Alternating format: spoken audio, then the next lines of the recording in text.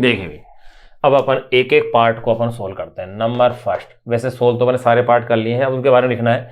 देखिए अपन क्या लिख देंगे, अपन देखा था कि अपने चित्र देखने से स्पष्ट है कि प्रारंभ में गुटका फर्श पर विरामावस्था में है। देखो यहां देखो इस तरह से नंबर फर्स्ट के अंदर ये फर्श था, मैं वापस से इसे बना दूं, ये गुटका यूं रखा हुआ था, ये स्थिति है। अब इस पर लगने वाले बलों को फिर मैंने शो किया था, आपको पता है कि ये गुटका था, इस गुटके पर लगने वाले बलों को मैंने कैसे शो किया, ये जो फोर्स था ये तो कितना था भाई 20 न्यूटन था, और ये क्या था अभिलंब प्रतिक्रिया बल, फर्स्ट के लिए ये था। अब इसके बारे में अपन को लिखना है। देखो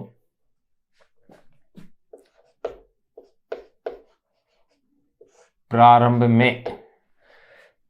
में गुटका फर्श पर विराम अवस्था में है, प्रारंभ में गुटका फर्श पर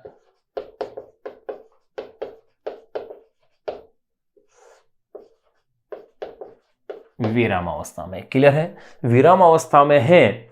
इसका मतलब इस स्थिति में बल निर्देशांक आरेख गुटके पर दो बलों की उपस्थिति दर्शाता है। जब भी विराम अवस्था में होगा, एक तो उसका भार और एक दूसरा क्या होगा अभिलंब प्रतिक्रिया बल। तो देखो प्रारंभ में गुटका फर्श पर विराम अवस्था में है, इस स्थिति में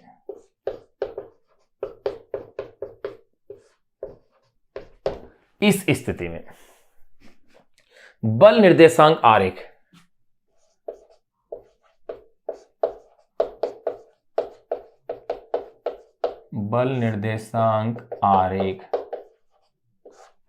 इस स्थिति में बल निर्देशांक आरेख गुटके पर दो बलों की उपस्थिति दर्शाता है। बल निर्देशांक आरेख गुटके पर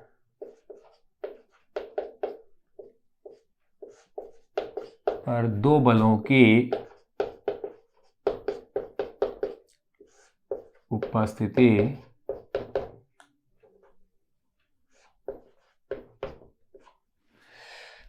प्रारंभ में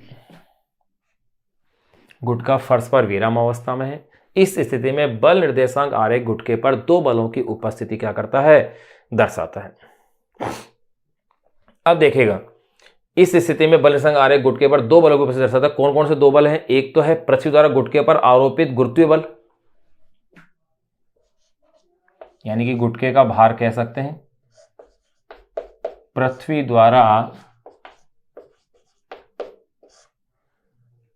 द्वारा गुटके पर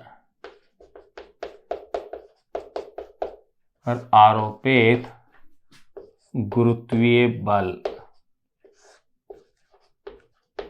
तो देखो मैंने क्या कहा, दो उपस्थिति दो की दर्शाता है। पहला तो पृथ्वी द्वारा गुटके पर आरोपित गुरुत्वीय बल जो कहां है ऊर्ध्वाधर नीचे की ओर, और ये कितना होता है भैया mg, m कितना है गुटके का 2, g है 10, तो देखो कितना सिंपल कितना हो गया 20 न्यूटन होता है।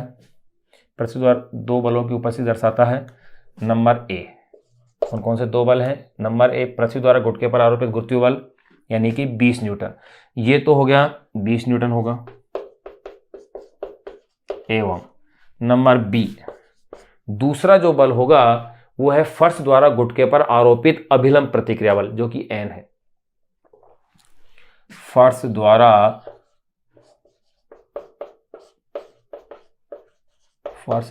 गुटके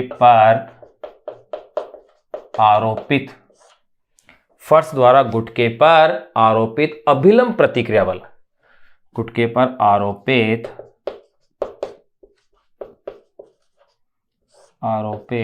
अभिलंब प्रतिक्रिया बल कैपिटल N। तो देखो दो बल है, बल निर्देशांक आरेख गुटके पर दो बलों की उपस्थिति दर्शाता है। नंबर ए पृथ्वी द्वारा गुटके पर आरोपित गुरुत्वीय बल यानी कि 20 न्यूटन, नंबर बी फर्श द्वारा गुटके पर आरोपित अभिलंब प्रतिक्रिया बल N। इन दो को क्या करता है इसके ऊपर ये दर्शाता है। अब देखिएगा अपन ने क्या देखा है कि इस स्थिति में गति का अगर प्रथम नियम अपन लगाए तो गुटके पर आरोपित नेट बल क्या होना चाहिए 0, क्योंकि वो किस में है स्थिर अवस्था में। तो देखिए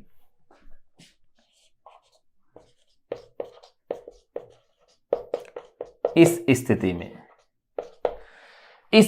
में गति के प्रथम नियम के अनुसार गति के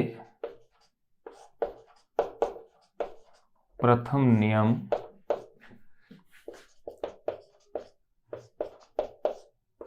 के अनुसार, इस स्थिति में गति के प्रथम नियम के अनुसार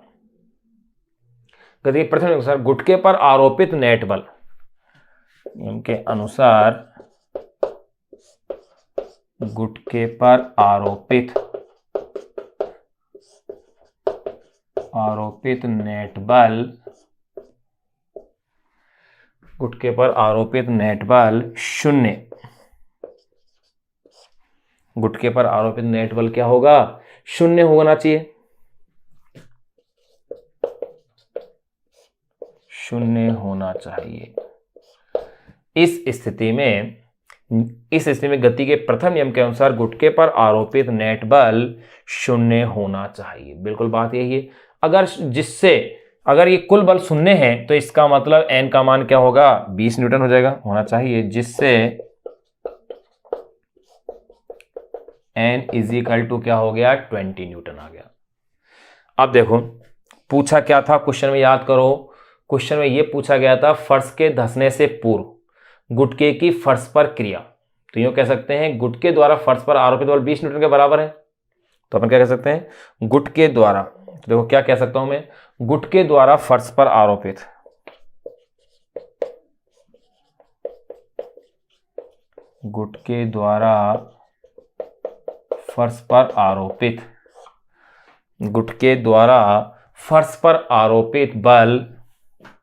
फर्श पर आरोपित बल 20 न्यूटन के तुल्य है तथा दिशा कहां है? 20 न्यूटन के तुल्य है तथा दिशा ऊर्ध्वाधर ऊपर की, तो क्रिया की दिशा ऊर्ध्वाधर अधोमुखी है। तो अपन कह सकते हैं गुटके द्वारा फर्श पर आरोपित बल क्या है? 20 न्यूटन के तुल्य है और क्रिया की दिशा ऊर्ध्वाधर क्या है? अधोमुखी है। तो यूं कह सकते हैं प्रतिक्रिया बल भी क्या होगा? 20 न्यूटन फर्श द्वारा गुटके पर ऊपरी मुखी होगा। गुटके द्वारा फर्श पर आरोपित बल 20 न्यूटन के तुल्य है तथा दिशा, चलो ये भी लिख देते हैं, गुटके द्वारा फर्श पर आरोपित बल 20 न्यूटन के तुल्य है तथा दिशा, यानी जो इसकी दिशा है, दिशा ऊर्ध्वाधर अधोमुखी है तथा दिशा ऊर्ध्वाधर अधोमुखी है। गुटके द्वारा फर्श पर आरोपित बल 20 न्यूटन के तुल्य है तथा दिशा ऊर्ध्वाधर क्या है? अधोमुखी है। इसका मतलब ये हुआ कि क्रिया की दिशा लिखेंगे अपन इसे, तुल्य है तथा अपन इसे थोड़ा सा एक लाइन को चेंज कर लो।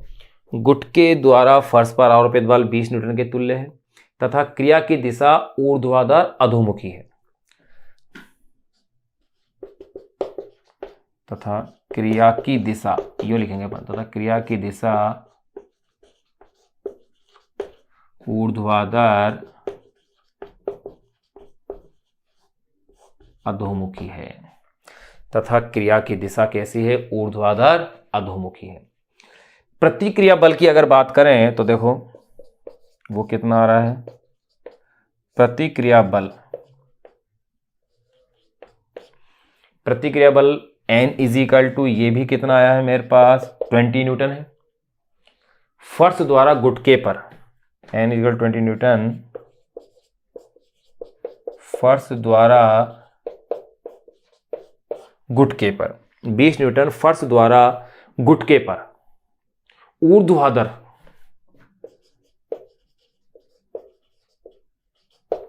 वो तो था ऊर्ध्वाधर अधोमुखी, ये हो गया है ऊर्ध्वाधर ऊपरमुखी। ऊर्ध्वाधर ऊपरमुखी है। ये लो, ये अपने पास क्रिया की बात हो गई। तो अपन ने फर्स्ट जो था पार्ट कि जब गुटका स्थिर अवस्था में है, यानी कि यूं कह सकते हैं फर्श धंसा नहीं है, उससे पूर्व की स्थिति में क्रिया बल को अपन को दर्शाना था। सिंपल से अपन उसकी लैंग्वेज लिख दी है, सारी कहानी को अपन ने उसकी को जो है इसमें दर्शा दिया है। कंप्लीट पूरी कहानी अपन लिख ली है, आप इसका स्क्रीनशॉट लेके नोट कर लें। अब अपन इसका सेकंड पार्ट सोल्व करेंगे, जब फर्श क्या होगा, धसेगा क्रिया की अवस्था में, तो उसकी अपन अब बात करते हैं। देखो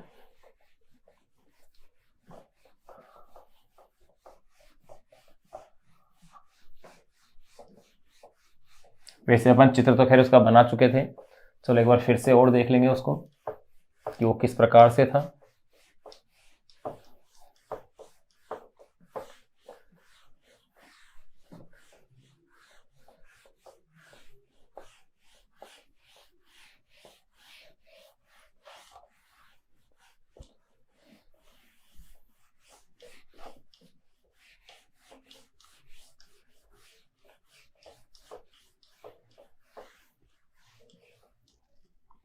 देखिए नंबर सेकंड पार्ट और अपन इसका सोल्व करते हैं। सेकंड पार्ट में आपने देखा था कि जैसे ये फर्श इस स्थिति में यूं आ गया था क्योंकि फर्श धस गया था, और गुटका जो इसके ऊपर था वो यहां आ गया था, जबकि एक्चुअल में फर्श पहले क्या था, यहां था। यानी कि ये फर्श इस पोजीशन में आ गया था और गुटका जो था,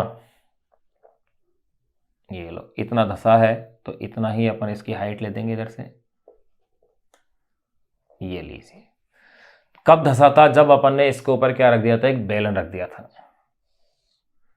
ये लो, ये अपन चित्र बना चुके थे, ये अपन ने ले लिया था। यानी कि बेलन पहले इस पोजीशन में था, शुरू में जब रखा तो धसने पर ये ऐसे आ गया।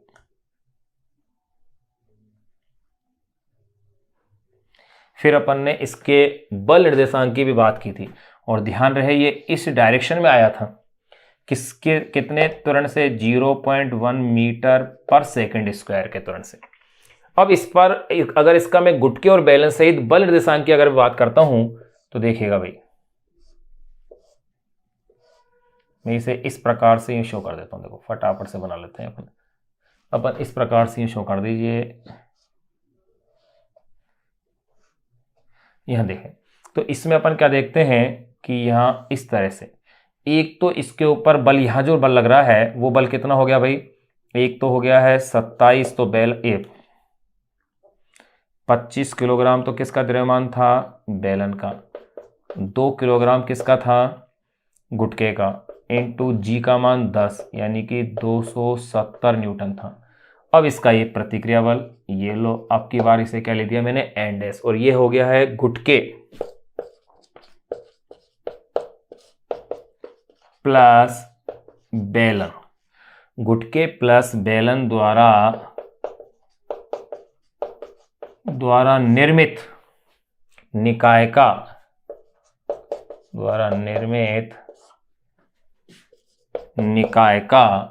बल निर्देशांक आरेख है।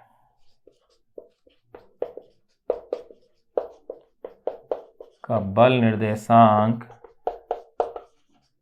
आरेख ये था। अब देखिए इस पार्ट की भी अपन को वही थ्योरी लिखनी है कि प्रतिक्रिया बल कितना होगा, क्रिया कितनी होगी, वही पॉइंट अपन इसमें नोट कर दें। तो देखो फर्श के धंसने के बाद क्रिया की अवस्था में, फर्श के धंसने के बाद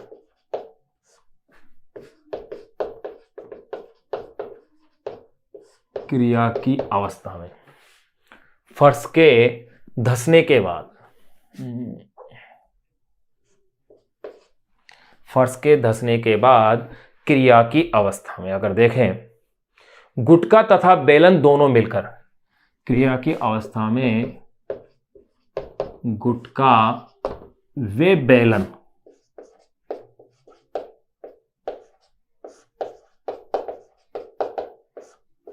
दोनों मिलकर, गुटका वे बेलन दोनों मिलकर, गुटका वे बेलन दोनों मिलकर एक निकाय बनाते हैं। एक निकाय, एक सिस्टम,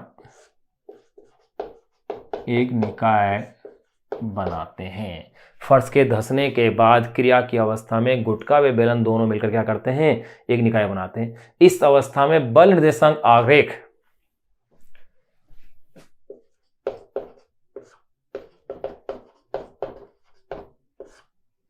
इस अवस्था में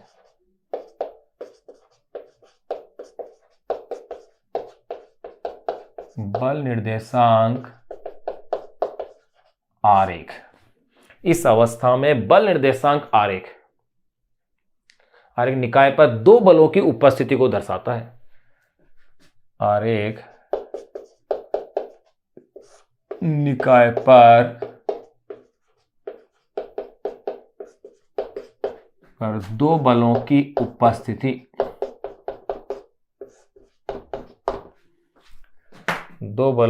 उपस्थिति को दर्शाता है। इस अवस्था में बल निर्देशांक आरेख निकाय पर दो बलों की उपस्थिति को क्या करता है, दर्शाता है। जहां प्रथम बल पृथ्वी का गुरुत्वीय बल होगा, यानी कि जो भार है, जहां प्रथम बल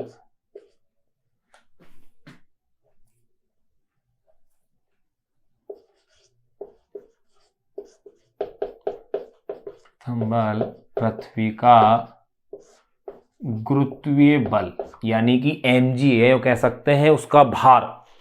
जहां प्रथम बल पृथ्वी का गुरुत्वीय बल, जहां प्रथम बल क्या है, पृथ्वी का गुरुत्वीय बल तथा द्वितीय बल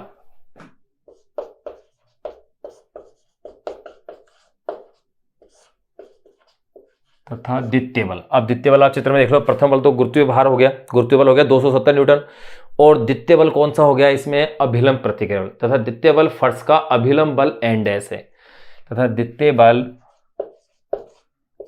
फर्श का अभिलंब बल n डैश है। उसमें अपन ने n को लिया था, यहां क्या हो गया है, n डैश है।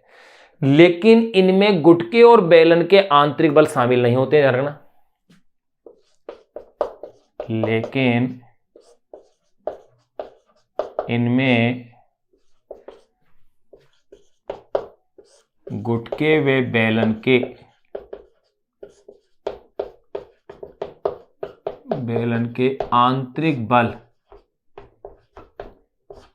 आंतरिक बल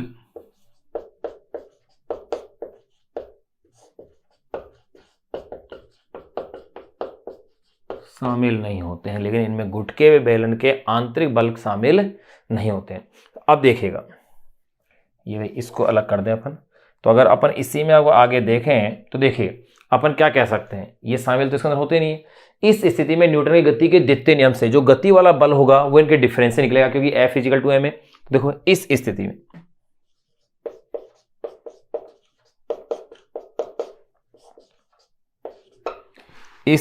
में न्यूटन के गति के द्वितीय नियम से, इस स्थिति में अगर न्यूटन के गति के अगर अपन द्वितीय नियम से देखें तो देखिएगा कितना होगा भाई, द्रव्यमान कितना है 2 + 25 और ये g कितना है 10। ये तो हो गया भाई इसका भार, गुरुत्वीय बल हो गया, -n डैश। देखो भाई ध्यान रहे, यहां इस स्थिति में अपन क्या देख रहे हैं कि ये बल तो नीचे की ओर है, ये बल ऊर्ध्वाधर ऊपर की ओर है, फिर भी इसने गति करी है। इसका मतलब इन दोनों बलों का जो डिफरेंस होगा वो उससे गति वाला बल प्राप्त होगा ma। अब mg ज्यादा है, यानी कि इक्वेशन ये हो गई है मेरे पास। अगर मैं इसे लिखना चाहूं तो देखो मैं इक्वेशन को यूं कह सकता हूं, स्मॉल m गुटके का द्रव्यमान, कैपिटल M बेलन का द्रव्यमान इंटू g -n डैश = मेरे पास क्या आएगा, गति वाला बल आएगा। गति वाले बल से तात्पर्य small m plus capital M into इसका त्वरण। ये समीकरण बनेगी न्यूटन गति के द्वितीय नियम से, क्योंकि F = m है। ये परिणामी नेट बल आ गया मेरे पास, इन दोनों का डिफरेंस, और ये बल मेरे पास आ गए हैं। अब देखिएगा, मान रखो आप इनकी, स्मॉल m 2 और ये है 25 और ये है g की वैल्यू 10 -n डैश = 2 + 25, a की वैल्यू है 0.1। ये लो, अब अपन इसे सोल्व करते हैं। देखो सिंपल क्वेश्चन था, यानी 27 10 यानी कि ये तो हो गए हैं 270 minus n dash is equal to 27 यानी कि 2.7। अब आप इसे सोल्व करें तो n dash is equal to 270 minus 2.7 यानी कि ये हो जाएंगे 270 यानी कि 267.3। ये लो, इतना अभिलंब प्रतिक्रिया बल हो गया। तो अपन कह सकते हैं अतः इस स्थिति में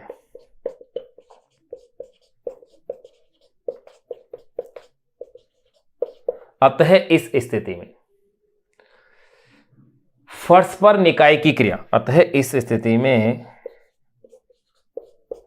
फर्श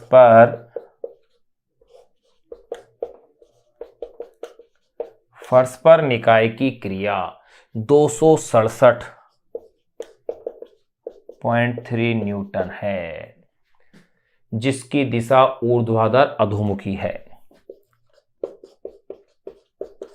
जिसकी दिशा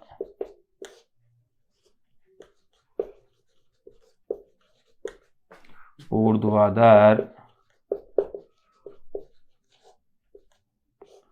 अधोमुखी है। ये लो भाई, यहां अपने पास सेकंड पार्ट भी अपने सोल्व कर लिया है, जबकि गुटका धंस रहा था। अब जो लास्ट इसमें पूछ रहे हैं क्रिया प्रतिक्रिया युगल की बात कर रहे हैं, तो क्रिया प्रतिक्रिया युगल की भी दो स्थितियां हैं, एक तो धंसने से पूर्व और एक स्थिति है धंसने के बाद। अब उसको अपन सोल्व करते हैं। आप इसका स्क्रीनशॉट ले लें एक बार, फिर अपन थर्ड पार्ट को सोल्व करते हैं। देखो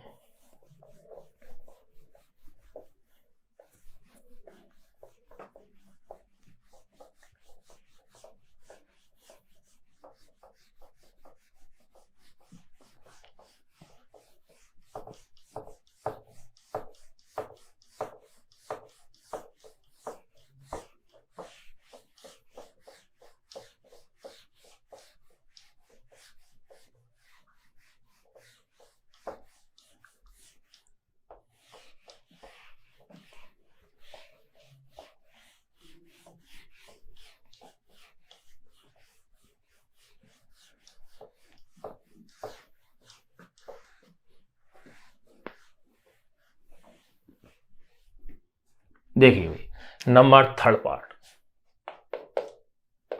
इसी क्वेश्चन में दो पार्ट अपन सोल्व कर लिए।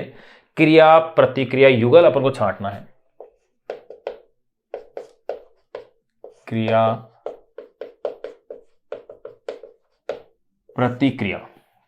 प्रतिक्रिया युगल।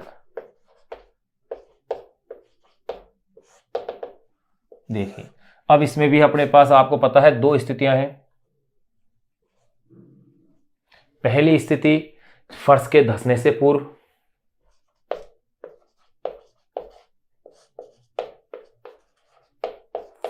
फर्श के धंसने से पूर्व क्रिया प्रतिक्रिया युगल क्या होंगे। देखो सिंपल सॉरी लिख देते हैं। इस अवस्था में गुटके द्वारा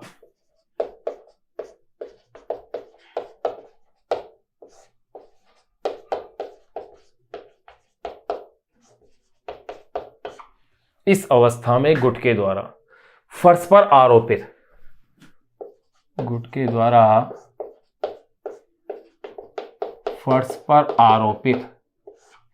इस अवस्था में गुटके द्वारा फर्श पर आरोपित क्रिया बल,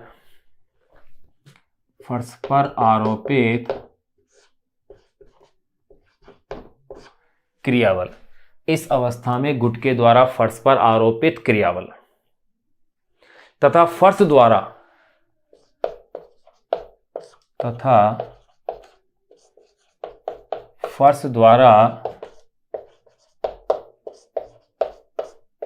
गुटके पर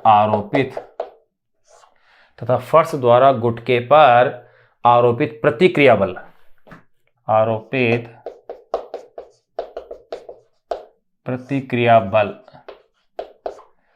प्रतिक्रिया बल दोनों ही समान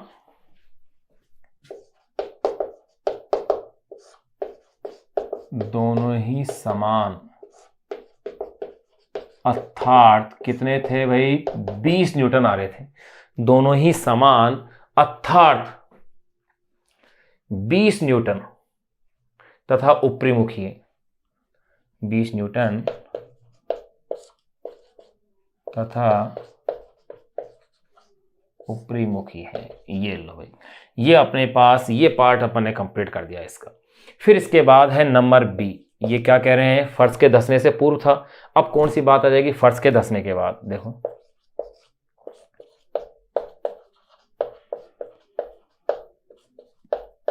फर्श के धंसने के बाद इसमें क्या है, मान समान नहीं आएगा क्योंकि डिफरेंस आ रहा था, अपन ने देखा था 267.3 ऐसे आ रहा था। तो यहां अपन इसके लिए अपन क्या कह देंगे, इस अवस्था में निकाय पर उपस्थित,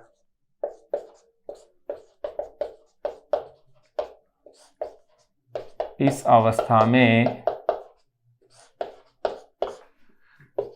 निकाय पर उपस्थित, इस अवस्था में निकाय पर उपस्थित क्रियाबल, निकाय पर उपस्थित क्रियाबल एवं, इस अवस्था में निकाय पर उपस्थित क्रियाबल एवं, इस अवस्था में निकाय पर उपस्थित क्रियाबल एवं फर्श द्वारा निकाय पर, एवं फर्श द्वारा निकाय पर उपस्थित प्रतिक्रिया बल, उपस्थित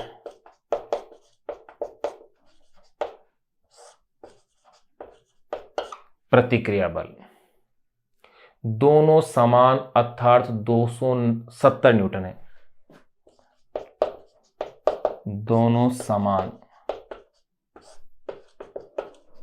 अब डिफरेंस किस में आएगा वो देखो, अर्थात 270 क्या है, न्यूटन है, जो कि ऊपरी मुखी निर्देशित है।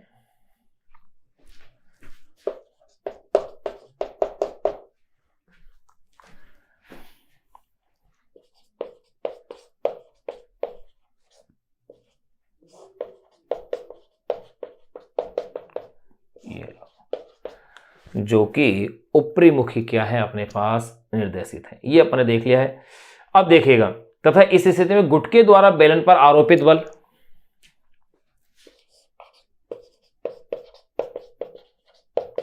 इसकी भी बात कर लें। इस स्थिति में गुटके द्वारा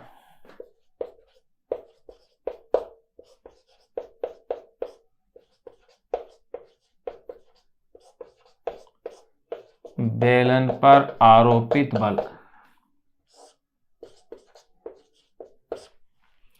इस स्थिति में गुटके द्वारा बेलन पर आरोपित बल एवं बेलन द्वारा गुटके पर आरोपित बल एवं बेलन द्वारा गुटके पर आरोपित बल,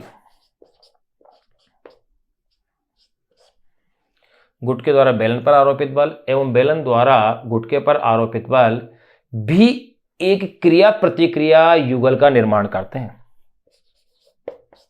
भी एक क्रिया प्रतिक्रिया युगल का निर्माण करते हैं। यानी कि एक चीज स्पष्ट हो गई कि इससे पहले वाले में जब वो धंस नहीं रहा था तब तो बेलन को नहीं रखा, तब तो क्रिया प्रतिक्रिया वाले युगल में एक ही आ रहे थे, और यहाँ क्रिया प्रतिक्रिया युगल में दो जोड़े आ गए, एक युग्म और बन गया। कौन सा, बेलन और गुटका, इसने भी क्रिया प्रतिक्रिया युगल का क्या कर लिया है, निर्माण करते हैं। यही मैंने लिखा है, क्रिया प्रतिक्रिया युगल क्या करते हैं, निर्माण करते हैं। अब देखिएगा यहाँ एक चीज स्पष्ट अपने पास हो जाती है कि क्रिया प्रतिक्रिया युगल का निर्माण तभी होता है जब दोनों पिंडों के बीच उपस्थित बल परिमाण में क्या हो, समान, और दिशा में कैसे हो, विपरीत हो, अन्यथा नहीं होते हैं। तो यहां मैं अलग से ये चीज लिख देता हूं, ये आप स्पेशली याद रखना। तो देखो, अतः स्पष्ट है कि ये जो उदाहरण अपन ने सोल्व किया है, इससे ये चीज अपने पास क्लियर हो रही है कि अतः स्पष्ट है कि क्रिया प्रतिक्रिया युगल का निर्माण, क्रिया प्रतिक्रिया युगल का निर्माण, क्रिया प्रतिक्रिया युगल का निर्माण, क्रिया प्रतिक्रिया युगल का निर्माण तभी होता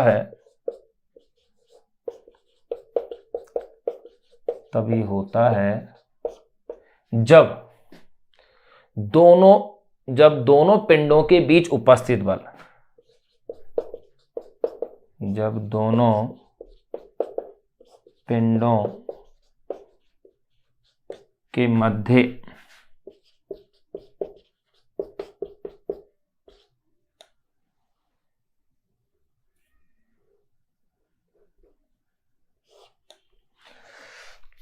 क्रिया प्रतिक्रिया युगल का निर्माण तभी होता है जब दोनों पिंडों के मध्य उपस्थित बल परिमाण में समान, उपस्थित बल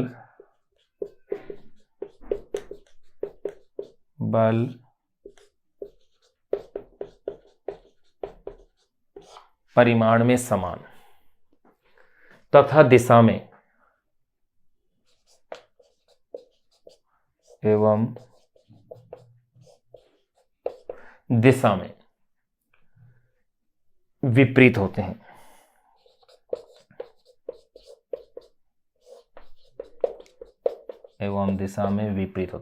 देखो यहां अपना ये जो चैप्टर है, चैप्टर नंबर 5, यहां अपने विथ एग्जाम्पल अपन ने इस चैप्टर को कंप्लीट कर लिया है। विथ एग्जाम्पल ये चैप्टर अपना कंप्लीट हो गया। अब इसके जो अनसोल्व्ड क्वेश्चन है, जो न्यूमेरिकल्स अपनी बुक में दिए हुए हैं, उन अनसोल्व्ड क्वेश्चन को, जो कि करीब 40 क्वेश्चन है, 40 क्वेश्चन अपने पास दिए हुए हैं, उन अनसोल्व्ड 40 क्वेश्चन को अपन क्या करेंगे, इसके बाद उनको सॉल्व करेंगे, फिर ये चैप्टर एंड होगा। वैसे थ्योरी और एग्जाम्पल्स अपन ने इसके कंप्लीट कर लिए हैं। अनसोल्व्ड जो क्वेश्चन दे रखे हैं उनको अपन अब इस एग्जाम्पल के बाद इसको सोल्व करेंगे।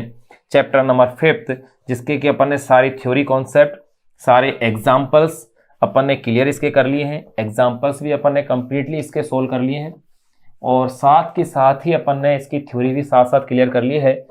अब जो अनसोल्व्ड है, देखो अनसोल्व्ड के अंदर कुछ क्वेश्चंस ऐसे दे रखे हैं जो कि अपनी थ्योरी को क्लियर करते हैं, यानी कि कॉन्सेप्ट बेस्ड क्वेश्चन है।